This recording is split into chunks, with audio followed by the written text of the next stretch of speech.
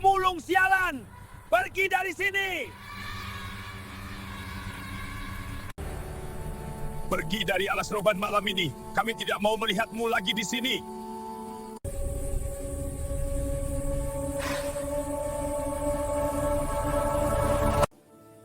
Aku penjaga alas roban. Jika kau bersedia menjadi suamiku, aku akan mengangkat hidupmu. Angin dingin alas roban berhembus pelan, membawa bau tanah basah dan daun lapuk. Di tepi hutan itu, seorang lelaki kurus berjalan tertatih sambil menarik karung besar di punggungnya. Namanya Sarpan. Usianya sudah melewati kepala 4. Namun hidupnya tak pernah benar-benar dimulai. Setiap pagi, sebelum matahari muncul, Sarpan sudah bangun dari gubuk reyotnya. Gubuk itu berdiri miring di antara semak, beratapkan seng bocor, dan berdinding anyaman bambu yang sudah lapuk. Tidak ada keluarga, tidak ada teman. Yang ada hanya karung, tongkat kayu, dan doa lirih yang ia bisikan kepada Allah agar hari itu ia masih diberi kekuatan. Sarpan adalah pemulung. Ia mengais botol bekas, besi karatan, dan sisa-sisa yang ditinggalkan manusia. Baginya, sampah adalah pengharapan. Dari situlah ia bisa makan, walau hanya nasi kering dan air putih. Namun dunia tidak pernah ramah padanya.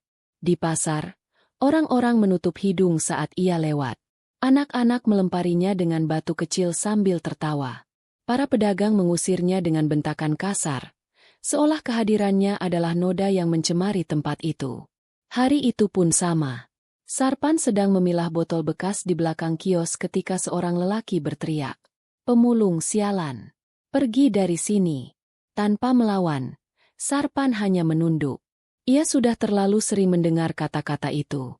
Hatinya seperti tanah kering yang tak lagi bisa merasakan perih. Sore menjelang, langit alas roban berubah kelabu. Sarpan berjalan kembali ke arah hutannya.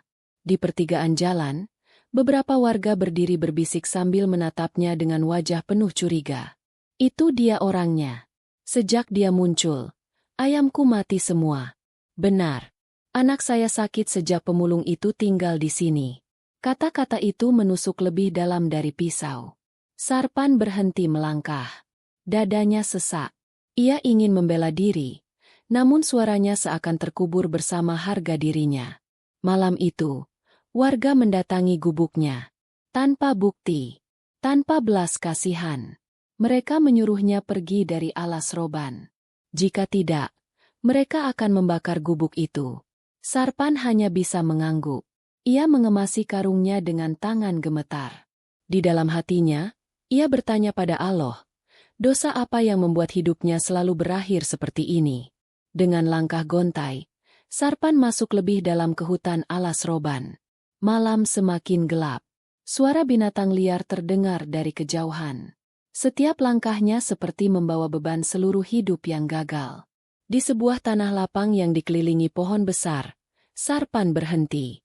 Ia menjatuhkan karungnya. Lututnya melemas. Air matanya jatuh tanpa suara. Untuk apa hidup jika keberadaannya hanya dibenci? Saat ia menunduk pasrah, tiba-tiba angin berhenti. Hutan menjadi sunyi. Terlalu sunyi. Lalu, dari balik pepohonan, terdengar suara perempuan. Lembut. Nang. Namun terasa bukan suara manusia biasa.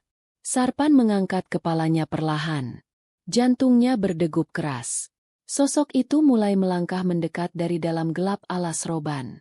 Dan saat bayangan itu semakin jelas, Sarpan belum tahu bahwa hidupnya akan berubah selamanya. Langkah kaki itu terdengar pelan namun jelas. Daun-daun kering bergeser seiring sosok itu mendekat. Sarpan berdiri gemetar. Tubuhnya kaku, napasnya memburu. Nalurinya ingin lari. Namun kakinya seolah tertanam di tanah alas roban.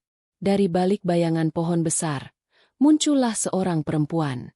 Wajahnya cantik, kulitnya pucat berkilau diterpa cahaya bulan. Rambutnya panjang terurai, hitam pekat seperti malam. Matanya tajam namun penuh ketenangan, seolah menyimpan ribuan kisah yang tak terucap. Pakaiannya berwarna hijau tua, berkilau seperti sisik yang basah. Setiap langkahnya terasa berat namun anggun, membuat udara di sekitarnya berubah dingin. Sarpan menelan ludah. Tangannya bergetar hebat. Ampun, saya tidak punya apa-apa. Jangan ganggu saya. Suaranya parau, hampir tak terdengar. Ia mengira sosok itu adalah penunggu alas roban yang akan menghabisi nyawanya malam itu juga. Perempuan itu berhenti beberapa langkah di depannya. Ia menatap Sarpan lama. Tatapannya bukan marah, bukan pula mengancam. Justru penuh iba. Sarpan, kata perempuan itu akhirnya. Suaranya lembut namun bergema di antara pepohonan. Tubuh Sarpan tersentak. Ia membelalakan mata. Bagaimana Anda tahu nama saya? Perempuan itu tersenyum tipis. Senyum yang membuat jantung Sarpan berdegup semakin cepat. Aku tahu setiap air mata yang jatuh di alas roban. Aku tahu setiap doa yang terucap dalam diam. Sarpan jatuh berlutut. Tangisnya pecah. Seluruh beban hidup yang selama ini ia simpan runtuh seketika. Saya capek hidup seperti ini.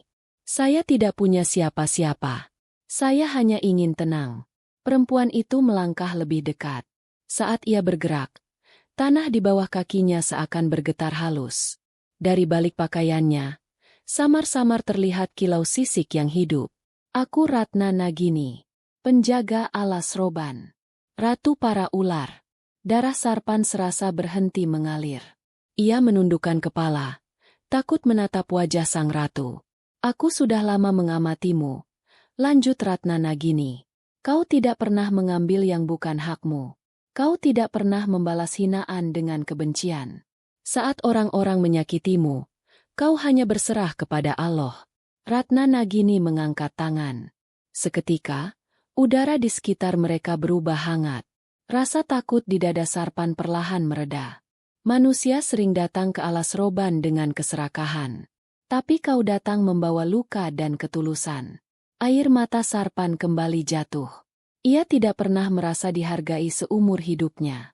Kini, justru makhluk dari dunia lain yang melihat nilainya. Aku tahu kau ingin mengakhiri hidupmu malam ini, ucap Ratna Nagini lirih. Tapi takdir Allah belum selesai menuliskan jalanmu. Sarpan mengangkat kepala perlahan. Untuk pertama kalinya, ia menatap wajah Ratna Nagini dengan jelas. Kecantikannya bukan kecantikan yang menipu. Ada wibawa dan kesedihan di baliknya. Aku datang membawa tawaran, kata Ratna Nagini. Tawaran yang akan mengubah hidupmu. Hutan kembali sunyi. Angin berhenti berhembus. Jantung Sarpan berdetak kencang. Seakan menyadari bahwa kata-kata berikutnya akan menjadi batas antara hidup lamanya dan jalan takdir yang sama sekali baru. Ratna Nagini menatapnya dalam-dalam. Jika kau menerima takdirku, maka penderitaanmu akan berakhir. Malam di alas roban terasa semakin pekat. Dan di titik itulah, hidup Sarpan berdiri di ambang perubahan yang tak pernah ia bayangkan. Hening menyelimuti alas roban. Sarpan menatap tanah. Dadanya naik turun menahan gelombang perasaan yang bercampur antara takut dan harap. Kata-kata Ratna Nagini masih terngiang jelas di telinganya. Jika kau menerima takdirku, maka penderitaanmu akan berakhir. Sarpan menarik napas panjang. Suaranya bergetar saat akhirnya berani berbicara. Takdir seperti apa yang Anda maksud? Saya ini hanya pemulung. Tidak punya apa-apa. Bahkan nyawa saya pun seakan tidak berarti. Ratna Nagini tersenyum lembut. Di balik senyumnya, cahaya hijau samar berkilau di matanya. Justru karena itu aku memilihmu. Kau tidak memiliki keserakahan. Hatimu bersih meski hidupmu penuh luka. Ia melangkah semakin dekat. Kini jarak mereka hanya beberapa langkah. Sarpan bisa merasakan hawa dingin yang bercampur hangat, seperti embun malam dan napas bumi. Aku ingin kau menjadi pendampingku.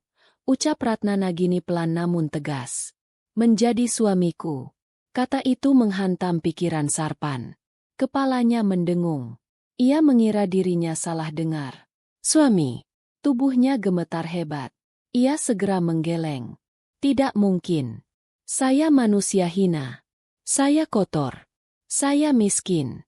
Saya tidak pantas bersanding dengan Ratu Alas Roban. Ratna Nagini berlutut di hadapannya. Gerakannya anggun, membuat tanah di sekelilingnya berkilau samar. Kehinaan bukan ditentukan oleh rupa dan harta, Sarpan. Kehinaan lahir dari hati yang gelap.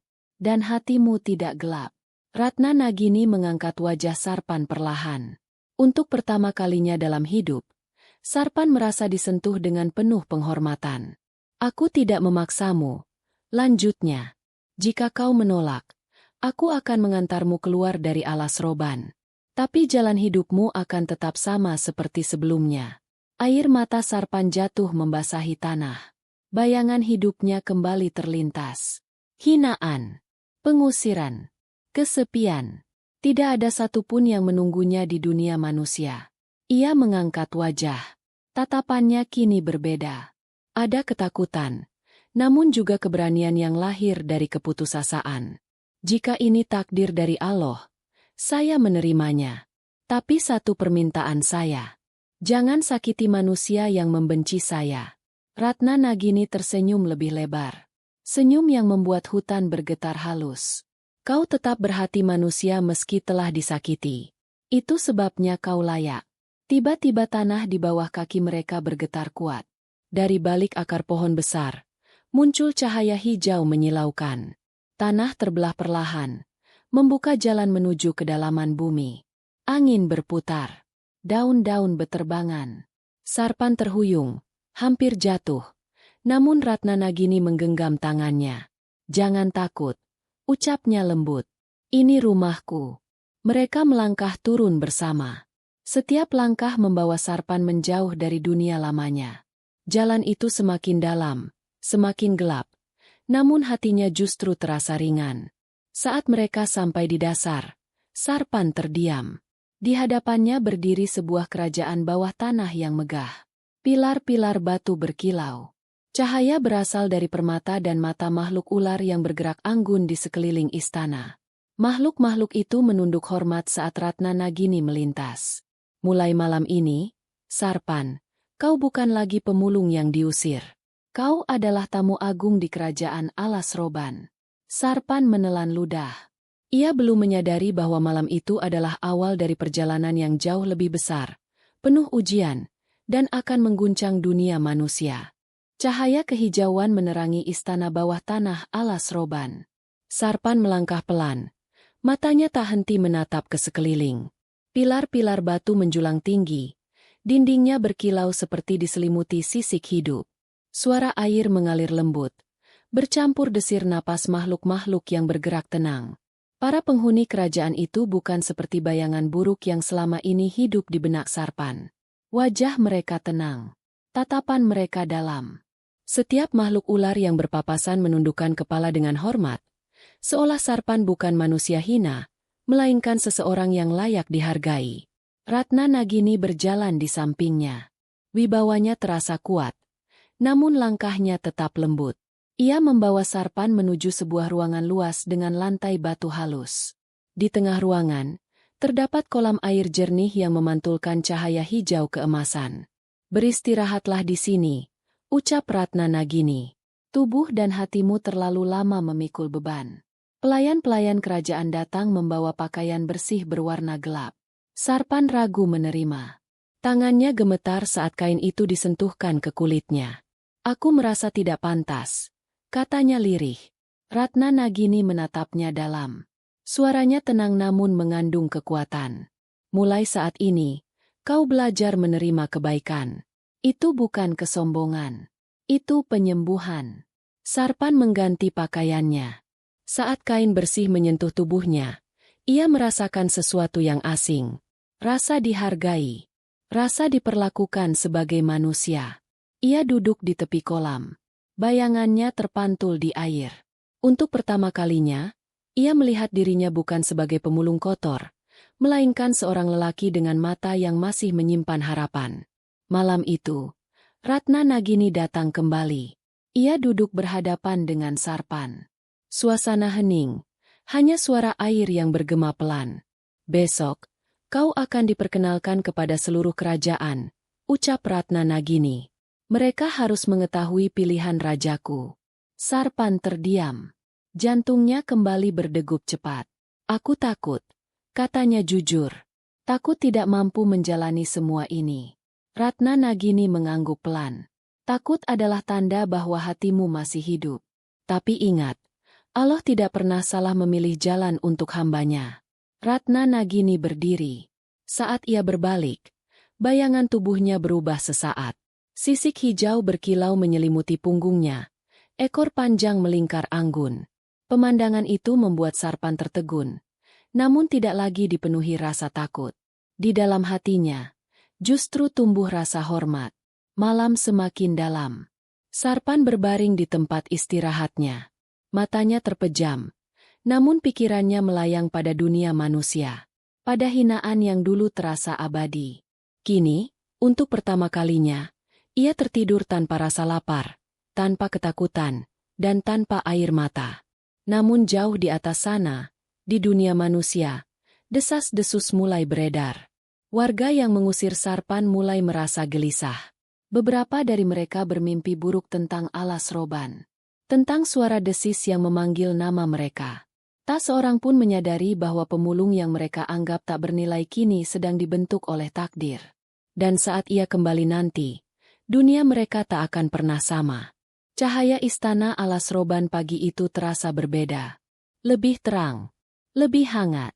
Sarpan terbangun dengan perasaan asing di dadanya. Tenang, namun penuh tanda tanya.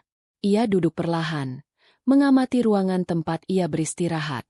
Tidak ada bau lembab. Tidak ada rasa dingin yang menusuk tulang seperti di gubuk reotnya dahulu. Seorang pelayan kerajaan datang membawa hidangan. Makanan hangat tersaji di hadapannya. Sarpan menatap lama sebelum menyentuhnya. Air matanya menetes tanpa ia sadari. Beginikah rasanya dihargai? Setelah selesai, pelayan itu mempersilahkannya mengikuti lorong panjang menuju balairung utama. Langkah Sarpan terasa berat. Setiap detak jantungnya membawa rasa takut. Ia sadar, hidupnya sedang berdiri di persimpangan yang tidak bisa lagi ditarik kembali. Balairung itu luas. Pilar-pilar besar menjulang, dihiasi ukiran ular yang tampak hidup. Di sana, ratusan pasang mata menatapnya. Para tetua kerajaan ular telah berkumpul. Wajah mereka tenang, namun sorot mata mereka tajam menilai. Ratna Nagini duduk di singgasana batu giok. Wibawanya memenuhi ruangan. Saat Sarpan berdiri di tengah balairung, Ratna Nagini bangkit perlahan. Hari ini, aku umumkan pilihanku, ucapnya lantang. Suaranya bergema hingga ke sudut terdalam istana. Sarpan menunduk. Tangannya berkeringat. Ia merasa kecil di tengah kemegahan itu. Aku memilih manusia ini sebagai pendampingku. Balairung menjadi hening. Beberapa tetua saling pandang. Desis pelan terdengar. Bukan amarah, melainkan keterkejutan. Sarpan mengangkat kepala perlahan. Tatapan Ratna Nagini tertuju padanya. Lembut, teguh, seolah berkata bahwa ia tidak sendirian. Ia manusia miskin. Ia datang dengan luka, lanjut Ratna Nagini. Namun hatinya bersih. Ia sabar. Ia tidak membalas kebencian dengan kejahatan. Dan itulah nilai yang tidak dimiliki banyak makhluk, baik manusia maupun bukan. Seorang tetua maju selangkah. Suaranya berat. Jika ia gagal menjaga kehormatan kerajaan, maka akibatnya akan menimpa dirinya dan dunia manusia. Ratna Nagini mengangguk. Aku menerima risikonya. Kata-kata itu menghantam dada Sarpan. Untuk pertama kalinya, seseorang mempertaruhkan segalanya demi dirinya. Ia berlutut. Suaranya bergetar namun jujur. Saya tidak tahu apakah saya pantas. Tapi saya bersumpah akan menjaga amanah ini sekuat yang saya mampu. Ratna Nagini turun dari singgasana. Ia berdiri tepat di hadapan Sarpan. Tangan mereka bersentuhan. Seketika, cahaya hijau lembut menyelimuti balairung. Mulai hari ini, ikatan kita dimulai, katanya pelan. Tapi ujianmu belum selesai. Sarpan menatapnya dengan mata penuh tanya. Akan ada saatnya kau harus kembali ke dunia manusia, ucap Ratna Nagini, menghadapi mereka yang dulu menghinamu. Dan saat itu tiba, kau harus memilih jalanmu sendiri. Jantung Sarpan berdegup keras. Ia belum tahu bahwa ujian itu akan jauh lebih menyakitkan daripada seluruh penderitaan yang pernah ia alami. Balairung kembali hening. Cahaya meredup perlahan. Dan di balik ketenangan itu, takdir mulai bergerak menuju badai yang lebih besar. Beberapa hari berlalu di kerajaan Alas Roban. Bagi Sarpan, waktu terasa berjalan lambat namun penuh makna. Ia belajar berjalan berdampingan dengan makhluk ular tanpa rasa takut. Ia belajar berbicara dengan tenang, mendengar dengan sabar, dan menahan diri dari rendahnya harga diri yang selama ini melekat. Namun pagi itu, Ratna Nagini memanggilnya ke taman batu di sisi istana. Cahaya hijau redup memantul dari dinding batu. Wajah sang ratu terlihat lebih serius dari biasanya. Waktunya telah tiba. Sarpan. Jantung Sarpan berdegup keras. Ia sudah menduga hari ini akan datang. Namun tetap saja dadanya terasa sesak. Aku harus kembali ke dunia manusia, katanya lirih. Ratna Nagini mengangguk. Ia melangkah mendekat, lalu meletakkan telapak tangannya di dada Sarpan. Bukan untuk membalas luka, ucapnya, tapi untuk membuktikan siapa dirimu sebenarnya. Cahaya hangat mengalir ke seluruh tubuh Sarpan. Ia merasakan kekuatan yang asing namun menenangkan. Bukan kekuatan untuk menyakiti, melainkan untuk berdiri tegak. Ratna Nagini menyerahkan sebuah kain kecil berwarna hijau tua. Ini tanda ikatan kita. Selama hatimu tetap lurus, perlindunganku menyertaimu. Tanah kembali terbelah. Jalan menuju permukaan terbuka. Angin dari dunia manusia menyapa wajah Sarpan. Bau tanah dan daun kembali tercium. Namun hatinya kini berbeda. Ia melangkah keluar dari Alas Roban menjelang senja. Langit memerah. Jalan setapak yang dulu ia lalui dengan putus asa kini terasa asing. Tubuhnya masih sama, namun sorot matanya berubah. Di desa terdekat, orang-orang mulai berbisik saat melihatnya. Pakaiannya bersih, wajahnya tenang, langkahnya tegap. Itu Sarpan. Pemulung itu. Dia kembali. Beberapa warga menatap curiga. Yang lain menunjukkan rasa takut yang tak mereka pahami. Sarpan melewati mereka tanpa sepatah kata pun. Dadanya bergetar. Namun ia mengingat pesan Ratna Nagini. Malam tiba. Di tepi desa, seorang lelaki menghadangnya. Lelaki yang dulu paling keras mengusirnya. Kau masih berani kembali, pemulung. Sarpan berhenti. Ia menatap lelaki itu dengan tenang. Tidak ada amarah. Tidak ada dendam. Aku hanya lewat, katanya pelan. Ketegangan menggantung di udara. Lelaki itu melangkah mendekat, siap memancing amarah. Namun tiba-tiba angin berhembus kuat. Api obor di tangan warga bergetar. Beberapa ular kecil muncul dari semak, membuat orang-orang mundur ketakutan. Sarpan tidak bergerak. Ia menyadari perlindungan itu nyata. Ia melangkah pergi, tanpa ancaman, tanpa kata kasar. Namun setiap langkahnya menanamkan rasa gentar di hati mereka. Malam itu, desa tak lagi tidur nyenyak. Mimpi buruk menyelimuti banyak orang. Nama Sarpan terdengar dalam bisikan gelap. Dan di Alas Roban, Ratna Nagini memandang ke arah permukaan. Ia tahu, ujian ini baru permulaan. Puncak takdir Sarpan masih menunggu.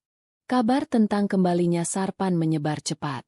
Desa yang dulu mengusirnya kini dipenuhi bisik-bisik dan ketakutan.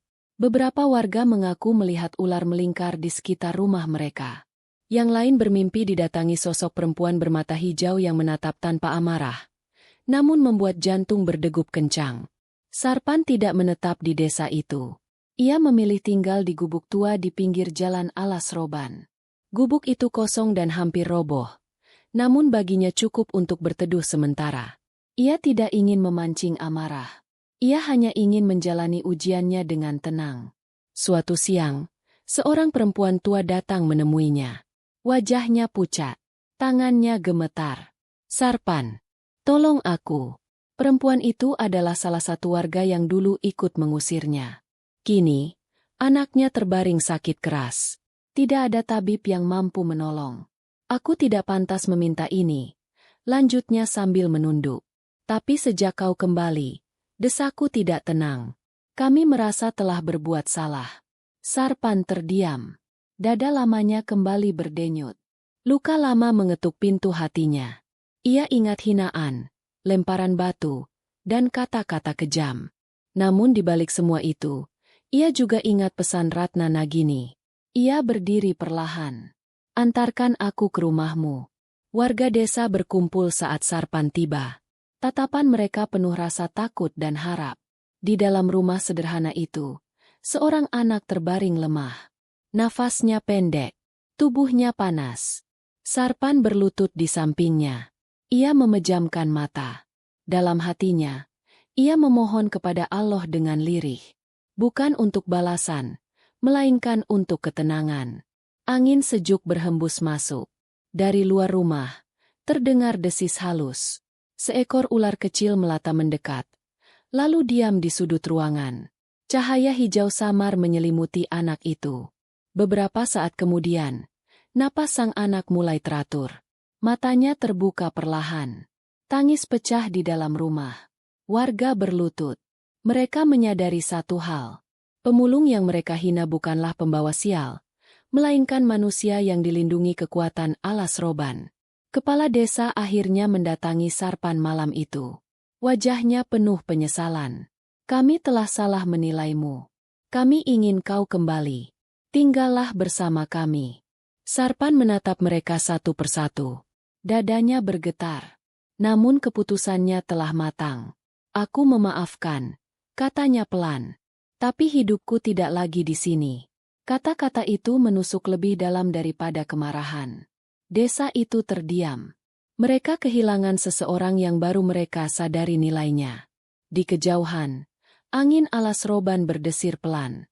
Ratna Nagini merasakan pilihan Sarpan. Dan di dalam istana bawah tanah, para tetua mulai gelisah. Ikatan antara manusia dan kerajaan ular semakin kuat. Dan kekuatan sebesar itu tidak akan dibiarkan tanpa konsekuensi. Keputusan Sarpan mengguncang keseimbangan yang rapuh antara dunia manusia dan alas roban. Malam-malam berikutnya, langit di atas hutan sering diselimuti awan gelap. Angin bertiup tak menentu. Para tetua kerajaan ular berkumpul dengan wajah tegang. Ikatan ini terlalu kuat, ucap salah satu tetua. Manusia itu telah membawa pengaruh besar ke dunia atas. Ratna Nagini berdiri tegak di hadapan mereka. Tatapannya tajam namun penuh keyakinan. Ia tidak menyalahgunakan kekuatan. Justru ketulusannya menjaga keseimbangan. Namun tidak semua makhluk menerima hal itu.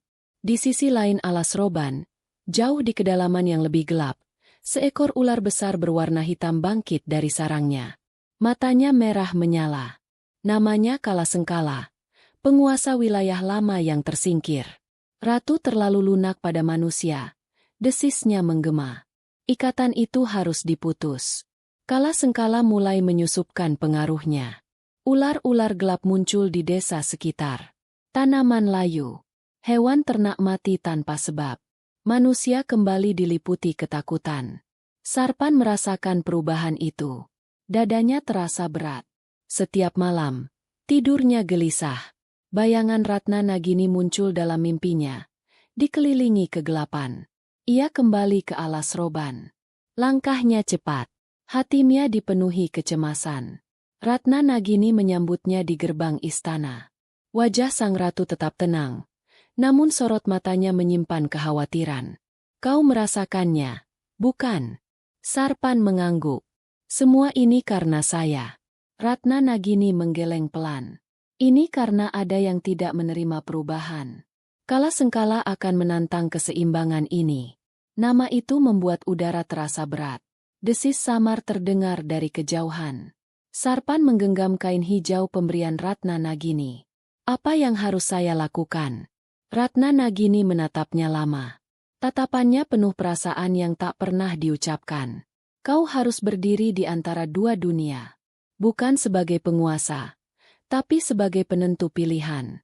Kata-kata itu menandai awal badai besar. Benturan kekuatan tak bisa dihindari.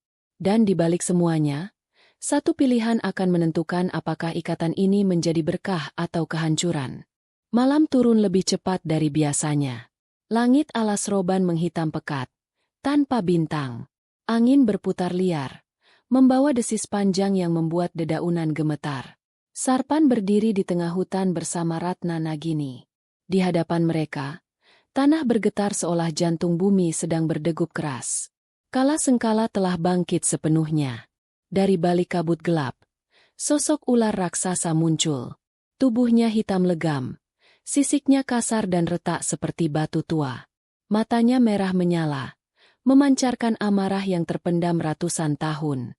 Manusia itu harus disingkirkan, desis kala sengkala menggema. Ia telah merusak tatanan. Sarpan melangkah maju. Lututnya bergetar, namun kakinya tidak mundur. Ia mengingat hidupnya yang dulu. Hinaan, kelaparan, kesendirian. Semua itu membentuk keberanian yang lahir dari keikhlasan. Aku tidak ingin berkuasa, ucap Sarpan lantang. Aku hanya ingin hidup tanpa menyakiti siapapun. Kala sengkala tertawa panjang. Suaranya seperti batu digesek. Dunia tidak diatur oleh niat baik. Manusia. Ular raksasa itu menerjang. Tanah terbelah. Pohon-pohon tumbang. Ratna Nagini mengangkat tangannya. Cahaya hijau menyelimuti alas roban. Para penjaga kerajaan ular muncul, melingkar membentuk perisai. Pertarungan tak terelakkan. Desis bertabrakan. Cahaya dan kegelapan saling menghantam. Sarpan terhempas ke tanah. Dadanya sesak, pandangannya berkunang. Di tengah kekacauan itu, Sarpan bangkit. Ia berdiri di antara dua kekuatan besar. Ia menutup mata dan memohon kepada Allah dengan segenap hati. Jika aku harus mengorbankan diriku agar keseimbangan terjaga, aku ikhlas. Tanah berhenti bergetar. Cahaya hijau dan hitam terdiam sesaat.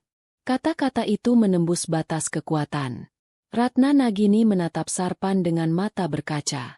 Kala sengkala menggeram, namun tubuhnya mulai retak. Cahaya lembut menyelimuti hutan. Kegelapan perlahan terserap ke tanah. Kala sengkala menghilang bersama raungannya. Alas roban kembali hening. Namun keheningan itu membawa harga yang mahal. Ratna Nagini mendekati Sarpan. Tangannya gemetar saat menyentuh bahunya. Pilihanmu telah mengikat takdir kita selamanya. Sarpan menatap hutan yang tenang. Ia tahu, ini belum benar-benar berakhir. Satu bab terakhir masih menunggu. Dan di sanalah, takdirnya akan ditentukan. Fajar menyingsing di alas roban. Kabut tipis menggantung di antara pepohonan yang masih basah oleh embun malam. Hutan yang semalam berguncang kini kembali tenang, seolah menyimpan rahasia besar di dalam diamnya. Sarpan duduk di atas batu besar, memandangi cahaya pagi yang menembus dedaunan. Tubuhnya terasa lelah, namun hatinya tenang. Untuk pertama kalinya sejak ia mengenal hidup, ia tidak merasa dikejar oleh rasa takut atau hinaan. Ratna Nagini berdiri di hadapannya. Wajahnya teduh. Namun di balik keteduhan itu, ada kesedihan yang tak terucap. Keseimbangan telah kembali, ucapnya pelan. Tapi ikatan antara kita tidak bisa lagi seperti sebelumnya. Sarpan mengangguk. Ia sudah merasakannya. Sejak benturan semalam, kekuatan yang melindunginya tidak lagi mengalir deras. Yang tersisa hanyalah kehangatan lembut di dadanya. Aku harus memilih jalanku sendiri, katanya lirih. Ratna Nagini melangkah mendekat. Ia menatap Sarpan lama, seolah mengukir wajah itu ke dalam ingatannya. Ikatan kita akan tetap ada, bukan sebagai kekuasaan, tapi sebagai penjaga keseimbangan. Cahaya hijau menyelimuti tubuh Sarpan perlahan, lalu memudar. Ketika cahaya itu hilang, Sarpan tetap berdiri tegak, tidak berubah secara lahir. Namun jiwanya telah ditempa. Ia kembali ke dunia manusia. Bukan sebagai pemulung yang diusir, bukan pula sebagai penguasa yang ditakuti. Ia hidup sederhana, bekerja dengan tangannya sendiri, membantu siapapun yang datang tanpa membedakan. Orang-orang menghormatinya bukan karena takut, melainkan karena ketenangan yang ia pancarkan. Di alas roban, Ratna Nagini kembali menjaga hutan dengan bijaksana. Kadang, di malam sunyi, desis lembut terdengar seperti doa yang menyatu dengan angin. Sarpan sering menengadah ke arah hutan saat senja. Ia tidak berbicara. Ia tidak memanggil. Namun di dalam hatinya, ia tahu, ikatan itu tidak pernah benar-benar putus. Takdirnya telah terpatri. bukan dalam kemewahan, bukan dalam balas dendam, melainkan dalam ketenangan yang lahir dari ketulusan dan keberanian menghadapi hidup apa adanya. Hidup tidak selalu adil kepada orang baik, namun ketulusan hati, kesabaran, dan keikhlasan tidak pernah sia-sia di hadapan Allah.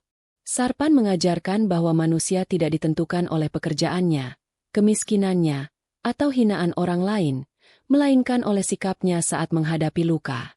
Jangan merendahkan siapapun, karena bisa jadi orang yang kita hina justru memiliki kemuliaan yang tidak terlihat oleh mata. Kebaikan yang dilakukan tanpa pamrih akan kembali dengan cara yang tidak pernah kita duga. Kekuatan sejati bukanlah membalas dendam, melainkan mampu memaafkan dan tetap berbuat baik meski pernah disakiti. Orang yang hatinya bersih akan selalu menemukan jalannya, bahkan di tengah gelapnya hidup.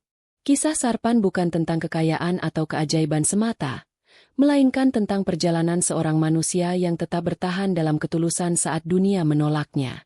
Dari seorang pemulung yang dianggap tak bernilai, ia tumbuh menjadi sosok yang membawa ketenangan bagi sekitarnya. Alas Roban menjadi saksi bahwa takdir bisa berubah ketika seseorang berserah kepada Allah dan tidak membiarkan kebencian menguasai hati. Selama manusia mau berjalan dengan kejujuran dan kesabaran, selalu ada jalan yang disiapkan, meski harus melewati gelap terlebih dahulu. Dan di setiap hembusan angin hutan, tersimpan pesan sunyi bahwa hidup akan selalu memberi kesempatan kedua bagi mereka yang tidak menyerah pada kebaikan.